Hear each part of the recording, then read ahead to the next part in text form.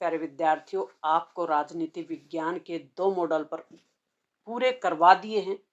तीसरा model paper आज हम करने जा रहे हैं। क्लास होगी 12th अपनी और सब्जेक्ट होगा राजनीति विज्ञान का। आपकी तैयारी लगभग पूरी हो चुकी होगी, नहीं भी हुई है तो भी प्यारे विद्यार्थियों आपको डरना नहीं है। इस पेपर को आपको कैसे हल करना है, ऐसा मान लें कि आपको इसमें से कुछ भी नहीं आ रहा, और अगर आ रहा है तो आप 95 जाने वाले हो। आपके सामने होंगे 18% और वो होंगे 1 मार्क्स वाले। अब हम बात कर रहे हैं कि आपको कुछ भी नहीं आ रहा। मान लो आपको कुछ भी नहीं आ रहा प्यारे विद्यार्थियों, फिर भी आप इस पेपर में अच्छे मार्क्स कैसे लाते हो। देखो, सबसे पहले खंड ए आपके सामने है और खंड ए आपकी कॉपी में आपको लगाना है। जो टॉपर स्टूडेंट होते हैं वो कॉपी कैसे लिखते हैं, उनका एक भी मार्क्स क्यों नहीं कटता, इस पे हम पहले ही बात कर चुके हैं। अगर आपने अपने चैनल को सब्सक्राइब नहीं किया है तो वो आपके सामने नहीं आई होगी। हम शेखावाटी मिशन की पीडीएफ को पूरा कर चुके हैं और एक एक प्रश्न को सरल और सहज करके समझाया जा चुका है। जिसने पीडीएफ को 2 बार रिवीजन कर लिया उसको लगभग याद हो गया, और अगर किसी ने 3 या 4 बार है पीडीएफ का रिवीजन कर लिया तो उसको एक भी राजनीति विज्ञान का प्रश्न है वो आए नहीं, ऐसा हो ही नहीं सकता, क्योंकि इतनी सरल भाषा में शेखावटी मिशन की पीडीएफ है। अपने खुद के भी पर्सनल नोट्स हैं, टॉप जो क्वेश्चन आंसर सहित वो क्वेश्चन जिनकी पूरी पूरी संभावना थी वो बनाकर डाले हुए हैं, और समय को ध्यान रखते हुए हम आगे बढ़ेंगे। देखो, पहला प्रश्न है कि सोवियत राजनीतिक प्रणाली की धुरी कौन सी पार्टी थी। किसकी बात हो रही है? सोवियत संघ वाली पार्टी की। सोशलिस्ट पार्टी थी, प्रजा पार्टी थी, या समाजवादी पार्टी थी, या कम्युनिस्ट पार्टी थी? धुरी बताना। सोवियत राजनीतिक प्रणाली यानी सोवियत संघ की राजनीतिक प्रणाली जो पार्टी चला रही थी वो पार्टी बतानी। कौन सी पार्टी थी? Communist party. नेक्स्ट है, किस संधि द्वारा फरवरी 1992 में यूरोपीय संघ यू का गठन हुआ? वो संधि कौन सी थी? पेरिस, सागेन, मास्ट्रिच संधि या रोम संधि? 1992 में यूरोपीय संघ की स्थापना हुई। कौन सी संधि द्वारा? मास्ट्रिच संधि द्वारा। नेक्स्ट प्रश्न है, 7 दलों का गठबंधन 7 पार्टी अलायंस किस देश से संबंधित है? वेरी वेरी मोस्ट इम्पोर्टेंट वो प्रश्न जो आपके एग्जाम में आपको देखने को मिलेंगे प्यारे विद्यार्थियों, उन्हें हम हल कर रहे हैं। मॉडल पेपर हम हल कर रहे हैं। कौन से देश की है वो? नेपाल की है, बांग्लादेश, श्रीलंका या पाकिस्तान? आपको याद आ गया होगा, वो पार्टी है नेपाल की। हिमालय में बसा भारत का पड़ोसी देश है नेपाल। परमाणु अप्रसार संधि एनपीटी कब हुई? साल बतानी। 1978, 1972, 1968 या 1992? एनपीटी कब हुई? 1998। अप्रसार यानी 68 ए आ रहा है ना इसमें भी, हिंदी में जब बोलते हैं अप्रसार याद आ जाएगा। राजनीति विज्ञान में फैक्ट और जो कॉन्सेप्ट है, 2 ही चीजें हैं मेन। फैक्ट मतलब अपने जो भी डेट वगैरह है वो याद कैसे रखें, ये ट्रिक होती है, और कॉन्सेप्ट है वो कैसे क्लियर करें। नेक्स्ट प्रश्न है, बर्गर और नीली जीन्स की लोकप्रियता का नजदीकी संबंध किस देश की जीवन शैली से है? आपने अगर वैश्वीकरण का कॉन्सेप्ट क्लियर कर लिया तो आपको ये समझ में आ गया होगा। वैश्वीकरण यानी विश्व की अर्थव्यवस्थाओं को आपस में जोड़ने वाली एक प्रक्रिया है, उसको कहते हैं वैश्वीकरण। और उसमें राजनीति, समाज और सांस्कृतिक और विचार, वस्तु सबका प्रवाह होता है। तो जहाँ विचारों का प्रवाह हो, संस्कृतियों का प्रवाह हो, वहाँ बर्गर खाने की चीज है ना। पहले हमारे पूर्वज बर्गर नहीं खाते थे, नीली जीन्स भी नहीं पहनते थे, धोती कुर्ता पहनते थे। तो ये आई कहाँ से? किसी देश से तो आई है ना, अमेरिका से आई है। तो ये जीवन शैली से संबंधित है। तो अब बताना, ऑप्शन अपना क्या हो गया? अमेरिका हो गया। वैश्वीकरण के बारे में कौन सा कथन गलत है, ये बताओ। वैश्वीकरण के समर्थक है ना, वो तर्क देते हैं कि इसमें आर्थिक जो समृद्धि है वो बढ़ेगी। समर्थक तो तर्क देंगे। वैश्वीकरण के आलोचकों का तर्क है कि इसमें आर्थिक असमानता और ज्यादा बढ़ेगी। आलोचक बिल्कुल वो भी यही कहेंगे। वैश्वीकरण के प्रोकारों का तर्क है कि इसमें सांस्कृतिक समरूपता आएगी, और वैश्वीकरण के आलोचकों का तर्क है कि इससे सांस्कृतिक समरूपता आएगी। गलत है, वो ढूंढना है मिथ। नेक्स्ट प्रश्न है कि निम्न में से किसका संबंध ट्रिस्ट विद डेस्टिनी से है। एक भाषण दिया था जैसे ही हमारी किताब शुरू होती है ना, कौन सी, स्वतंत्र भारत में राजनीति, पहला चैप्टर, उसकी शुरुआत में ये भाषण दिया हुआ है। किसने दिया था? पंडित जवाहरलाल नेहरू ने, देश के पहले प्रधानमंत्री। और कहाँ दिया था? संविधान सभा में। खुली प्रतिस्पर्धा और बाजार मूलक अर्थव्यवस्था के जरिए प्रगति के पक्ष वाली राजनीतिक विचारधारा को क्या कहते हैं? खुली प्रतिस्पर्धा करें, बाजार आधारित व्यवस्थाएं हों, व्यक्ति के कहने का मतलब समाज के हित में कोई बात नहीं हो, व्यक्ति की स्वतंत्रता की बात करे और धनी वर्ग की बात करे, वो विचारधारा है दक्षिणी पंथ। अगली बात समझ में, इसका उल्टा है समाजवाद, वामपंथ। तो अभी ये कौन सी है? खुली प्रतिस्पर्धा वाली और बाजार मूलक अर्थव्यवस्था वाली, दक्षिणी पंथ। नेक्स्ट प्रश्न है, बॉम्बे प्लान के बारे में निम्न में से कौन सा बयान है वो सही नहीं है? बयान यानी कथन सही नहीं है, ये बताना है। ये भारत के आर्थिक भविष्य का एक ब्लूप्रिंट था। इसमें उद्योगों के ऊपर राज्य के स्वामित्व का समर्थन किया गया था। इसकी रचना कुछ अग्रणी उद्योगपतियों ने की थी। इसमें नियोजन के विचार का पुरजोर समर्थन किया गया था। बताओ कौन सा है?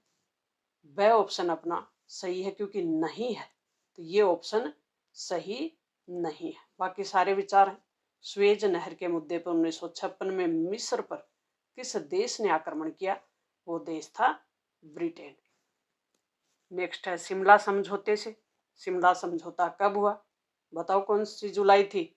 2 जुलाई थी। साल थी 1972 की। याद आ गया ना? किसके बीच? 1971 का, जब बांग्लादेश को स्वतंत्र कराने वाला युद्ध हुआ था ना पाकिस्तान के साथ, उस युद्ध के बाद शिमला समझौता हुआ था। इंदिरा गांधी और जुल्फिकार अली भुट्टो जो पाकिस्तान की तरफ से थे। नेक्स्ट है, किस नेता को किंग मेकर के नाम से जाना जाता है? मोरारजी देसाई, के कामराज, विवेक गिरी और इंदिरा गांधी। किसको माना जाता है किंग मेकर? के कामराज को। आपातकाल की पृष्ठभूमि में वर्ष 1975 में जनता के संसद मार्च का नेतृत्व किसने किया था? राम मनोहर लोहिया, कर्पूरी ठाकुर या जयप्रकाश नारायण? किसने किया था? जयप्रकाश नारायण ने। निम्नलिखित को सुमेलित कीजिए। संपूर्ण क्रांति किसने की? जयप्रकाश नारायण ने। गरीबी हटाओ, इंदिरा गांधी ने। छात्र आंदोलन, बिहार का। रेल हड़ताल, जॉर्ज फर्नांडिस। इनमें से जो सुमेलित हो उसको मिला लें, वो ही अपना आंसर होगा। नेक्स्ट प्रश्न है कि बाम सेफ का निर्माण कब हुआ था? बाम सेफ का निर्माण बताना, साल बतानी। साल थी 1978 की। इनमें से कौन सा पर्यावरण आधारित आंदोलन है? किसान ताड़ी आंदोलन या चिपको या दलित पंथर? पर्यावरण, पेड़ पौधों को बचाने वाला, चिपको आंदोलन सुंदरलाल बहुगुणा के नेतृत्व में हुआ था, पेड़ों को बचाने के लिए।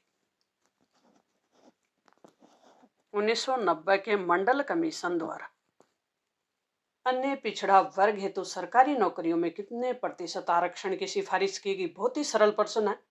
कितने याद रखना है? 27%। भारत में गठबंधन की राजनीति की शुरुआत कब हुई? बहुत ही सरल प्रश्न है ये भी। साल थी 1989 की। अब प्रश्न हमारे सामने आ गए हैं। 6 प्रश्न 1 मार्क्स के और रिक्त स्थान वाले प्रश्न। सोवियत रूस में बोल्शेविक क्रांति जो कि 1917 में हुई का नारा क्या था? वो बताना है। दूसरा है दक्षिणी एशिया के केंद्र में अवस्थित वह देश जिसकी सीमा दक्षिणी एशिया के अधिकांश देशों से मिलती है।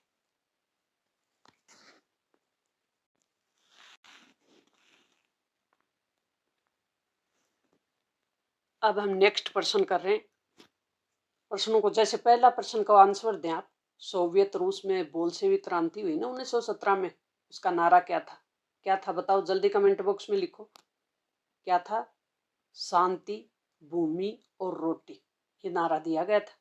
दक्षिणी एशिया के केंद्र में अवस्थित, यानी बीच में। दक्षिणी एशिया के कौन से देश हैं? भारत, पाकिस्तान, बांग्लादेश, नेपाल, भूटान, श्रीलंका, ये देश कौन से हैं? दक्षिण एशिया के देश हैं। इनकी जिनकी सीमा दक्षिणी एशिया के अधिकांश देशों से मिलती है, वो देश कौन सा है? भारत है। तो भारत भरेंगे ऑप्शन में। लीग ऑफ नेशन के उत्तराधिकारी के रूप में किसकी स्थापना हुई? लीग ऑफ नेशन क्या है? राष्ट्र संघ, जिसकी स्थापना 1920 में हुई थी। इसका उत्तराधिकारी कौन बना? यूएनओ, यूनाइटेड नेशन ऑर्गेनाइजेशन, संयुक्त राष्ट्र संघ। यूएनओ आंसर हो जाएगा। फिर क्या है? कल्याणकारी राज्य की अवधारणा, जो कि अब पुरानी पड़ गई है। कौन से चैप्टर से बताओ? वैश्वीकरण वाले चैप्टर से। क्या पड़ गई है? पुरानी। और इसकी जगह किसने ले ली है? नव वामपंथी जो राज्य है ना, उसने ले ली है। प्रथम पंचवर्षीय योजना कब शुरू हुई? 1951 से शुरू हुई और कब तक चली? 1956 तक चली। 1975 के आपातकाल के समय भारत के राष्ट्रपति कौन थे? फखरुद्दीन अली अहमद। 12 प्रश्न है, ये भी 1 मार्क्स के ही है। तो छोटे प्रश्नों में बहुत छोटा आंसर देना है और स्मार्ट तरीके से। यूं नहीं कि रिक्त स्थान वाला एक प्रश्न वहां कर दिया और एक वहां कर दिया। अपने ऑप्शन का और अपने आंसर का सही से आपको यूज करना है। खंड का बिल्कुल ध्यान रखना है। खंड यूं नहीं किया है कि ब मेर ब के से में कर दिए। नेक्स्ट प्रश्न देखो आपके सामने होंगे। कुल 12 प्रश्न 1 मार्क्स का ही होगा। ये भी बहुत छोटे आंसर देने।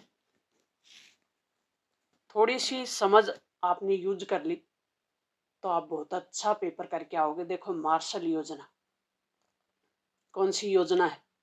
मार्शल योजना, जो कि यूरोपीय संघ बना था ना, उससे पहले दूसरा विश्व युद्ध जैसे ही खत्म हुआ तो अमेरिका ने जारी किया था कि मैं किसको, जो यूरोपीय कंट्रियां हैं ना, जो तहस महस हो गई, उनकी जो अर्थव्यवस्था बर्बाद हो गई युद्ध में, उनका मैं पुनः निर्माण करूंगा। इसके लिए एक योजना चलाई थी और यूरोपीय देशों को पैसा दिया था।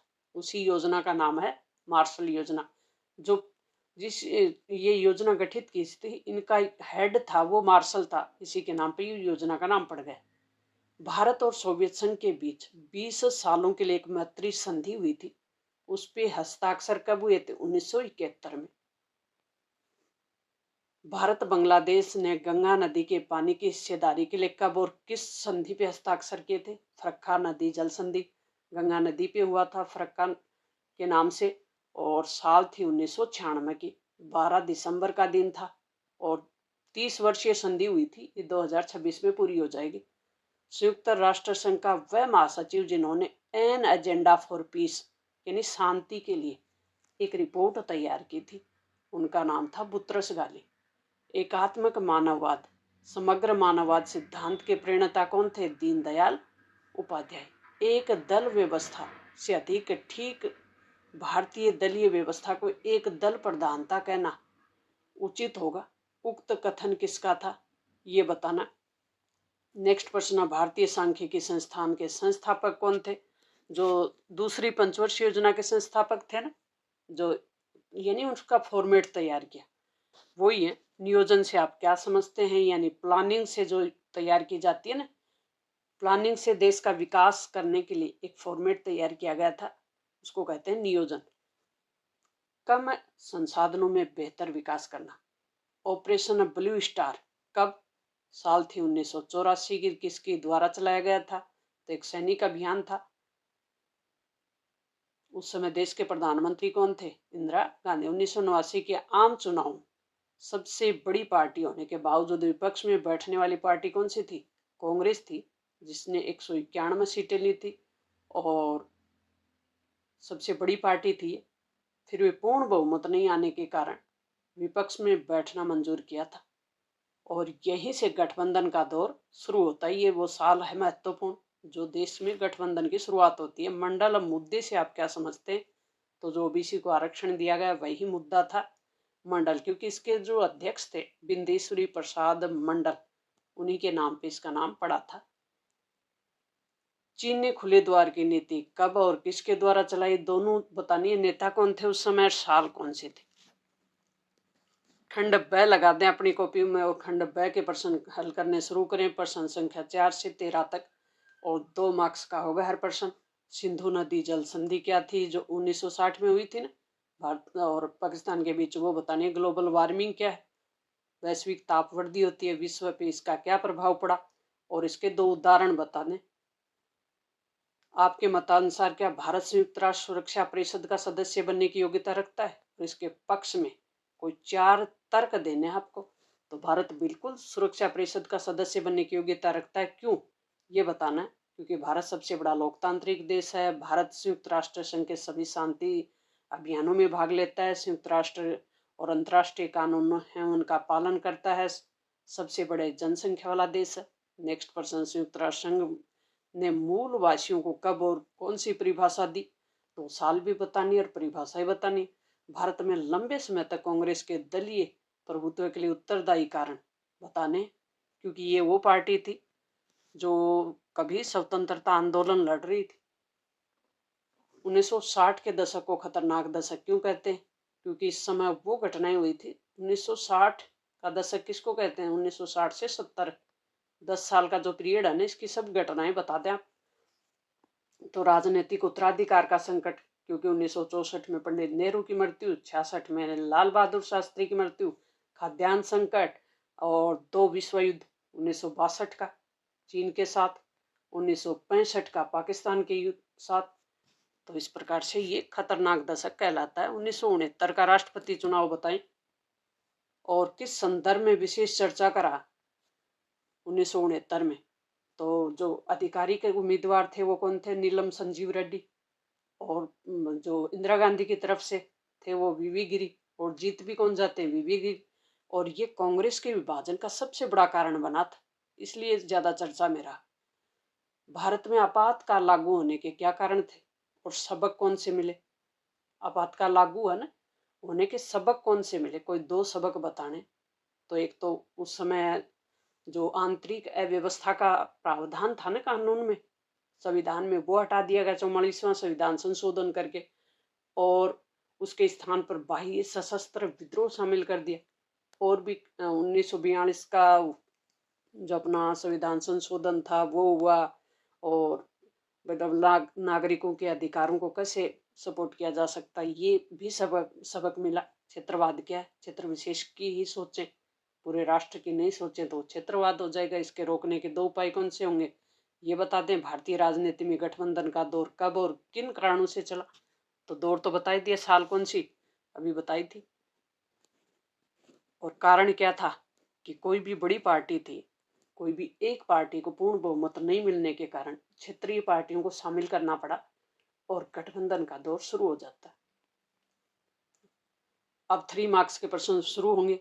खंड होगा स, खंड का विशेष ध्यान रखें, यूं नहीं कि खंड ए के ब में, ब के स में ऐसे कर दें। और इसमें अथवा वाले प्रश्न होंगे, और ये आपके लिए बहुत अच्छा ऑप्शन है, क्योंकि जो भी आपको अच्छे से आता है, आसियान तेजी से बढ़ता हुआ महत्वपूर्ण गठन है, इसके पक्ष में तर्क दें। विजन 2020 बताएं, बहुमुखी प्रमुखता दी गई इस कथन के पक्ष में तर्क दें। आसियान की प्रासंगिकता बताएं। तो आसियान जो प्रश्न है इसको अच्छे से आपको क्लियर करना ही है। पृथ्वी सम्मेलन में पर्यावरण को लेकर साझी परंतु अलग अलग जिम्मेदारी को स्वीकार कीजिए, इस कथन की विवेचना कीजिए। बड़े प्रश्न, निबंधात्मक प्रश्न कैसे हल किए जाते हैं, ये पूरा आपको कंटेंट है वो समझाया हुआ है, और वेरी वेरी मोस्ट इम्पोर्टेंट जो प्रश्न है वो भी करवाए हुए हैं।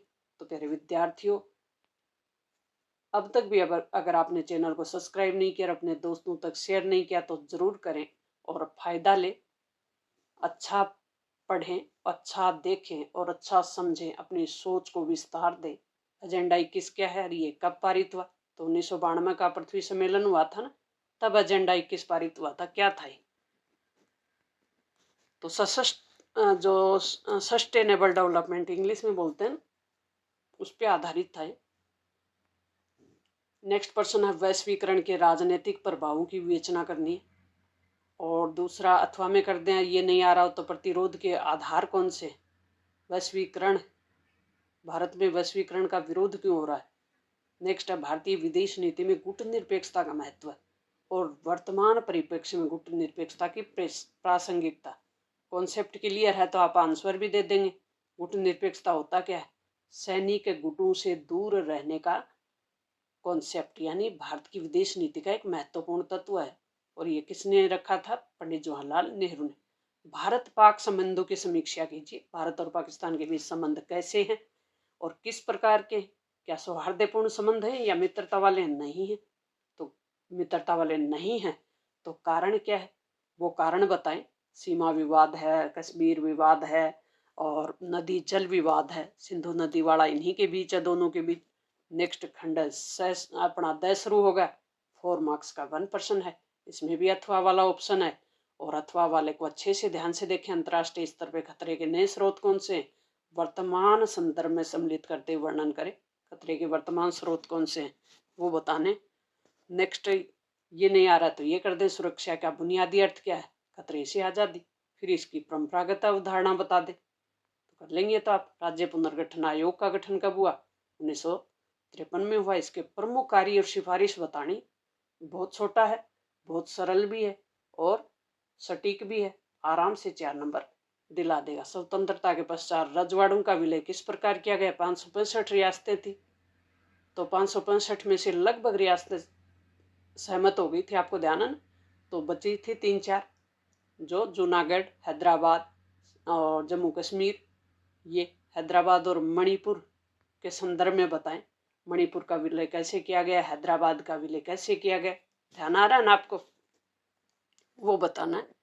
हैदराबाद में एक सैनिक कार्रवाई की गई थी क्योंकि वहाँ का निजाम था, वो वहाँ की जनता को परेशान कर रहा था। एक सैनिक आर्मी भी उसने बना रखी थी रजाकार नाम से, वो बता दे।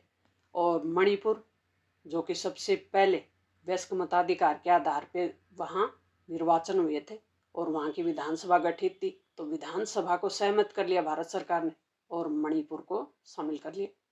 तो ये 4 मार्क्स ला सकते हैं आप आराम से। विश्व के राजनीतिक मानचित्र में सभी जगह भरी हुई है और आपके लिए डाली हुई भी है। England, Afghanistan, Poland, Georgia, Uruguay, मिस्र, भारत और लिथुआनिया, ये अपने मानचित्र में बिल्कुल आपको भरवा दिए हैं।